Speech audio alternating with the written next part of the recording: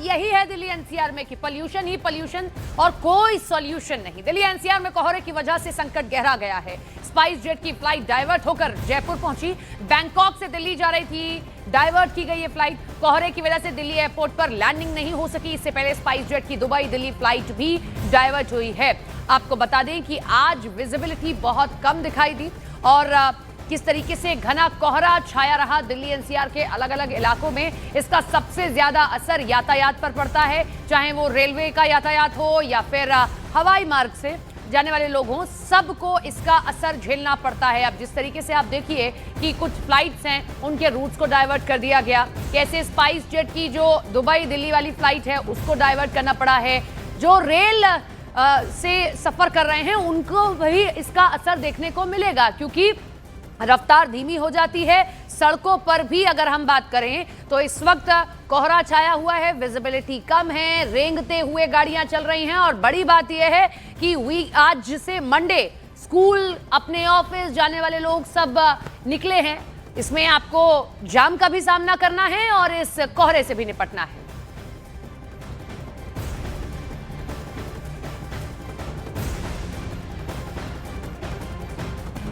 दिल्ली की अलग अलग जगहों की सिचुएशन क्या है वो हमारे सहयोगी हमारे साथ जो जुड़ रहे हैं तारुफ आपसे करा देते हैं। दिल्ली एयरपोर्ट से हमारे साथ जावेद मंसूरी, नई दिल्ली रेलवे स्टेशन से रवि सिंह जुड़ेंगे और मेरठ से प्रदीप कुमार। सबसे पहले हम जावेद का रुख करेंगे। जावेद, कई सारी फ्लाइट्स डाइवर्ट की गई हैं और यहाँ पैसेंजर्स को बड़ी मुश्किलें का सामना करना पड़ रहा है।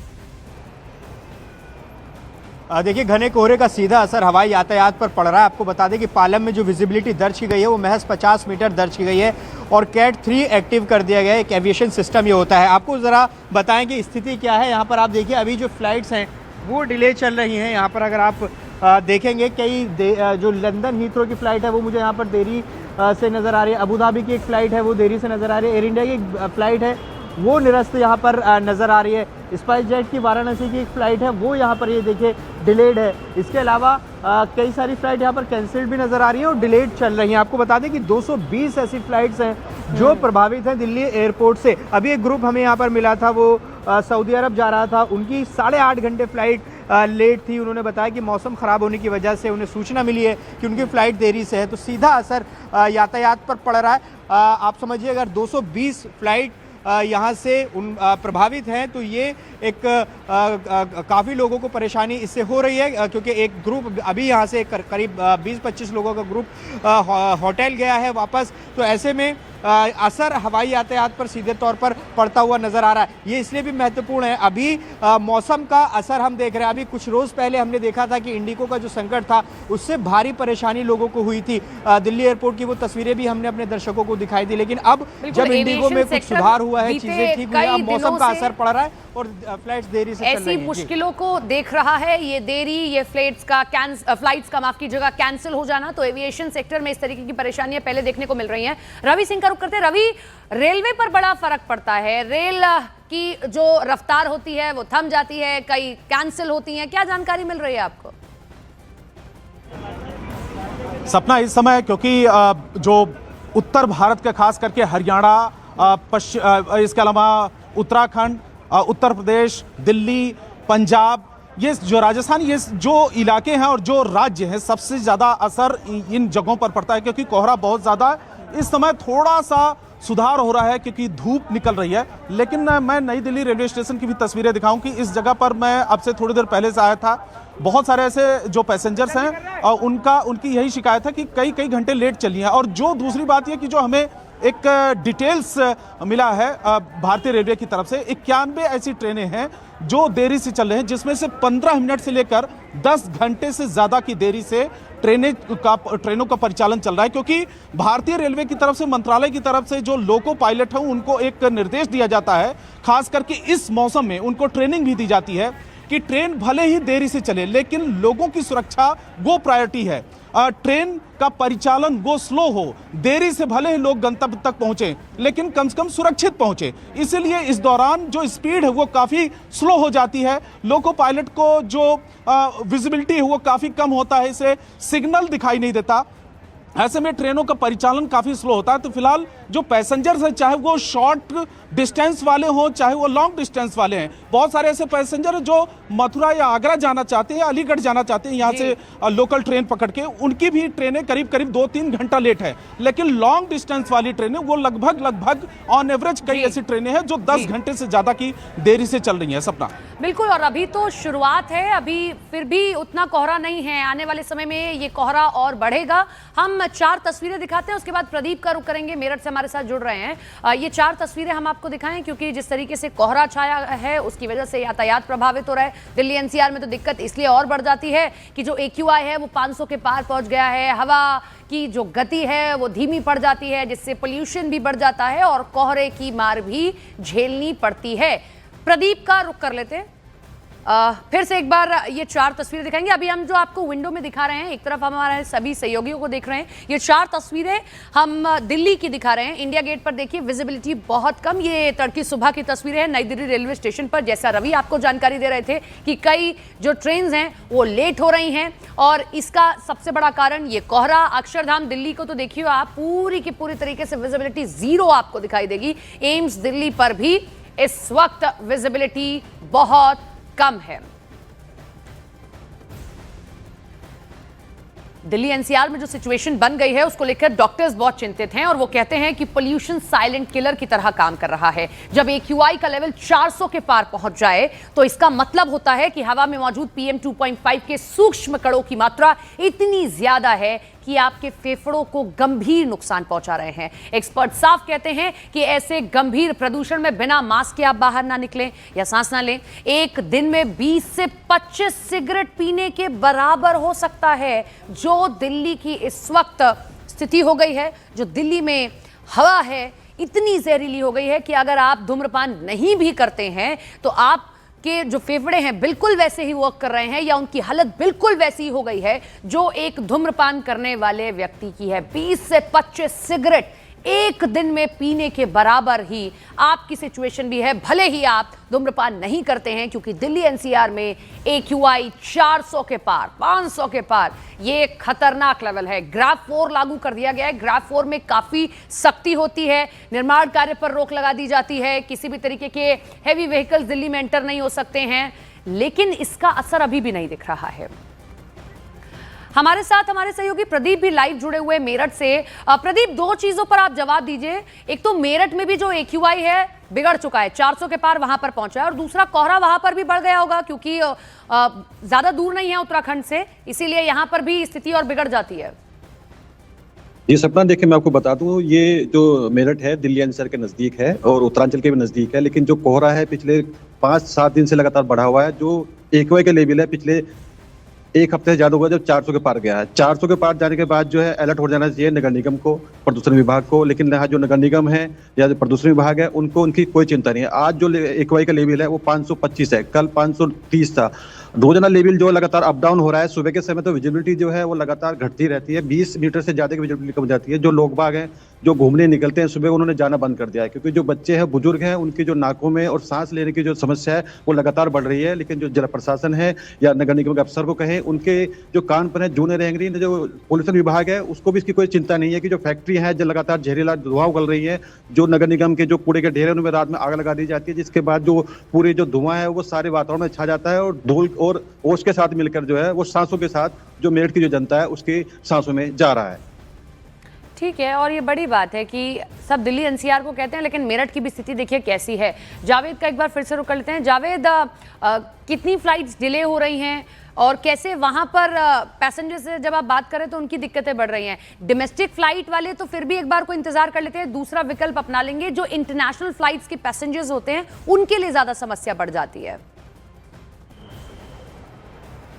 देखिए, अभी इंटरनेशनल फ़्लाइट्स में भी देरी देखने को मिल रही है। मैं सीधे तौर पर अगर आपको यहाँ पर दिखाऊं, जो कई ऐसी अंतर्राष्ट्रीय फ़्लाइट्स हैं जो डिलेड हैं। आप देखिए, लंदन हीथ्रो की जो फ़्लाइट है वो डिले है। इसके अलावा अबू धाबी की एक फ़्लाइट जो है वो देरी से चल रही है। ये आप देख सकते हैं, डोमेस्टिक भी यहाँ पर नज़र आ रही है। एयर इंडिया की बेंगलुरु की एक फ़्लाइट निरस्त नज़र आ रही है। तो ऐसी कई फ्लाइट्स हैं जो देरी से चल रही हैं या फिर निरस्त हो रही हैं। अभी एक ग्रुप हमें मिला, वो बता रहा है कि जो फ्लाइट उनको लेने के लिए यहाँ आने वाली थी वो अभी यहाँ पहुँची ही नहीं है। तो ऐसे में असर सीधे तौर पर पड़ रहा है, चाहे वो डोमेस्टिक फ़्लाइट्स हों या फिर इंटरनेशनल फ़्लाइट्स हों। यहाँ पर लगातार लोग देख रहे हैं अपनी फ़्लाइट्स की जानकारी के लिए कि उनकी फ़्लाइट्स देरी से हैं या फिर ठीक-ठाक चल रही हैं। आपकी फ़्लाइट टाइम पे है? आप क्या चेक कर रहे हैं? डिले कितना? कहाँ जाने वाले थे आप? दुबई का। दुबई का कितना देरी से है? 8 घंटा लेट दिखा रहा है। अच्छा, क्या क्यों लेट हो रही है, पता चल रहा है? अभी तो कुछ बताया नहीं है। अच्छा, तो देखिए ये दुबई जाने वाले हैं, कह रहे हैं कि 8 घंटे की देरी से है, लेकिन जो जानकारी एयरपोर्ट अथॉरिटी की तरफ से मिल रही है 220 ऐसी फ़्लाइट्स हैं जो देरी से चल रही हैं। तो आप समझ सकते हैं कि इसका सीधा असर पड़ रहा है, यात्रियों पर पड़ रहा है, हवाई यातायात पर पड़ रहा है। रेल यातायात की तस्वीरें रवि सिंह लगातार दिखा ही रहे हैं, तो ऐसे में मौसम का असर दिखाई दे रहा है यातायात पर। जी बिल्कुल, और अगर 8-8 घंटे फ्लाइट्स डिले हो रही हैं तो निश्चित तौर पर एक बड़ी परेशानी है। रवि, यूं तो ये एक ऐसा मौसम होता है जिसके लिए आप कितनी भी तैयारी कीजिए आपको इसका सामना तो करना ही पड़ता है, फिर भी रेलवे की ओर से कोई तैयारी की गई हो या पहले ही लोगों को मैसेज दे दिया जाता हो कि भाई आपकी जो ट्रेन है वो लेट होने वाली है, देरी से घर से निकलें, या ये तमाम चीज़ें? देखिए सपना, जैसा कि मैंने पहले भी बताया कि एक रेलवे की तरफ से लगातार और बार बार, क्योंकि इस मौसम में अपील भी की जा रही है कि जो ऑनलाइन प्लेटफॉर्म है, ऐप है रेलवे का आधिकारिक, उस पर जानकारी लें कि उनकी ट्रेन कितनी लेट है, या फिर वो फ़ोन करके जानकारी लें। बहुत सारी ऐप है जिनके ज़रिए पता चल जाता है कि उनकी ट्रेन कितनी लेट है, क्योंकि इस मौसम में अमूमन सामान्य सी बात है, क्योंकि करीब 1.5 से 2 महीना का जो ये टाइम है, इस दौरान कोहरा बहुत ज़्यादा होता है और ख़ास करके उत्तर भारत की जो ट्रेनें हैं वो सबसे ज़्यादा इसमें प्रभावित होती हैं। क्योंकि देखिए हवाई यातायात तो पिछले कई दिनों से वो डिस्टर्बेंस है, वो इंडिगो की वजह से, लेकिन पिछले कुछ दिनों पहले जब मैं यहाँ पर आया था तो बहुत सारे ऐसे पैसेंजर मुझे मिले जो फ्लाइट से जाना चाहते थे, उनकी फ्लाइट अचानक कैंसिल हुई, वो ट्रेनों के जरिए फिर उन्होंने टिकट कराया बुक और उसके बाद ट्रेन से जाना चाह रहे थे। बहुत सारे ऐसे लोग जो ट्रेनों की तरफ शिफ्ट हुए हैं, लेकिन अब क्योंकि कोहरा ज़्यादा पड़ने लगा है पिछले 1-2 दिनों से, तो उसका असर ट्रेनों के परिचालन पर साफ तौर पर दिखाई दे रहा है। ट्रेनों की तरफ से और भारतीय रेलवे की तरफ से ये अपील की गई है कि सबसे पहले आप चेक करें कि कितना ज़्यादा लेट है, और दूसरी बात यह है कि इनका जो ऑपरेशनल टीम है उनको साफ निर्देश दिया गया है कि पैसेंजर की सेफ्टी सबसे ज़्यादा है, प्रायोरिटी है। भले ही ट्रेन लेट से चले लेकिन उनको सुरक्षित गंतव्य तक पहुंचाना है। तो फिलहाल तमाम ऐसे उपाय तो किए जा रहे हैं, लेकिन जो पुख्ता इंतजाम होना चाहिए, क्योंकि जब फॉग पड़ता है तो उस समय बहुत सारे ऑप्शन नहीं बचते हैं भारतीय रेलवे के पास में, तो अमूमन ट्रेनें अक्सर लेट होती हैं। तो 10 घंटे की देरी से इस समय ट्रेनें बहुत सारी चल रही हैं। बिल्कुल, और ये ऐसा मौसम है, ये ऐसा वक्त होता है जिससे लड़ पाना बहुत मुश्किल होता है, लेकिन सावधानी आप बरत सकते हैं। बहुत शुक्रिया आप दोनों का हमारे साथ जुड़ने के लिए, तमाम जानकारी साझा करने के लिए।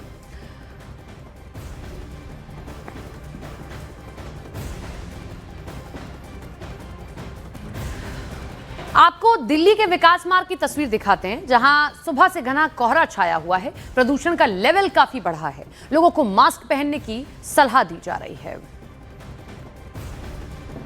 आज घना कोहरा छाया हुआ है और पिछले कुछ 2 से 3 दिनों से लगातार प्रदूषण जो है वो बढ़ रहा था, इसीलिए ग्रैब 4 लागू किया गया एक दिन पहले, क्योंकि लगातार जो हालात हैं वो खराब हो रहे थे। और उसके बाद आज दिल्ली में घना कोहरा सुबह से छाया हुआ है। दिल्ली के अगर ओवरऑल AQI की बात करें तो उसका लेवल जो है 454 के आसपास है, और इस घने कोहरे की चादर ने पूरी दिल्ली को अपने आगोश में लपेटा हुआ है, क्योंकि हम देख रहे थे 2-3 दिनों से लगातार प्रदूषण काफ़ी ज़्यादा था, लेकिन आज जो है वो कैटेगरी AQI लेवल की भी बढ़ गई है, 454 के आसपास ओवरऑल दिल्ली का है। तो वहीं अगर कुछ इलाकों की बात करें तो दिल्ली में AQI लेवल वजीरपुर में 500 के आसपास है, अशोक विहार 500 के आसपास है, ये वो इलाके हैं जहाँ पर अमूमन फैक्ट्री वाले एरियाज़ हैं। वहीं जहांगीरपुरी में भी 500 के आसपास है, और विवेक विहार जो ईस्ट दिल्ली का इलाका है वहाँ पर 495 के आसपास है, आनंद विहार 493 के आसपास है। तो ये वो एरियाज़ हैं जहाँ पर अक्सर जो पॉल्यूशन लेवल है वो बढ़ता ही बढ़ता है, लेकिन फॉग जो है यानी जो धुंध है, कोहरा है, वो आज दिल्ली में यहाँ पर नज़र आ रहा है। और सबसे अहम चीज़ ये कि इस घने कोहरे में वाहनों को भी दिक्कत आएगी, क्योंकि सुबह से जो आज सोमवार का दिन है लोग अपने दफ्तरों को जा रहे हैं, और इस पूरे रूट पर आप देखेंगे लगातार घने कोहरे की वजह से वाहनों में भी जो उनकी गति है वो धीमी हो जाती है। वहीं वाहनों की जो लाइटें हैं वो जली हुई है सुबह से। कैमरामैन प्रदीप प्रधान के साथ दीपक बिष्ट, न्यूज़ 18 इंडिया, दिल्ली। अब आपको उत्तर प्रदेश के हापुड़ की तस्वीर दिखाते हैं, जहां कोहरे की वजह से गाड़ियां आपस में टकरा गईं। इसी वजह से 5 लोग घायल हो गए हैं। ये तस्वीर देखिए, कोहरे के चलते क्या स्थिति होती है सड़क पर, ये आप देखिए। हापुड़ की तस्वीर है जहां गाड़ियां आपस में टकराई हैं और 5 लोग घायल हो गए हैं। कितनी बुरी तरीके से ये गाड़ियां टकराई होंगी आपस में, इसका अंदाजा लगाइए कि गाड़ी की हालत देखिए आप। 5 लोग घायल हो गए। ये देखिए बाइक टकराई है, बाइक की हालत आप देखिए। इसीलिए कहा जाता है कि जब आप कोहरे में चल रहे हैं तो अपनी रफ्तार को इतना कंट्रोल में रखिए कि अगर अचानक ब्रेक लगाने पड़े तो आप ब्रेक लगा सकें, क्योंकि कई बार रफ्तार बहुत तेज होती है, कोहरे में कुछ भी देख पाना मुश्किल। हमें सूचना मिली थी यहाँ सरस्वती मेडिकल कॉलेज के सामने एक्सीडेंट हुआ था 4-5 गाड़ी, जिसमें कि 4-5 घायल हैं। वो हमने सरस्वती हॉस्पिटल में एडमिट कर दिया और बाकी गाड़ियां हैं इनके हम वो रोड से हटाएंगे और इनको सर्विस। तो कितनी गाड़ियां होंगी जिनकी टक्कर आप? ये 4 गाड़ियां हैं और एक बाइक है।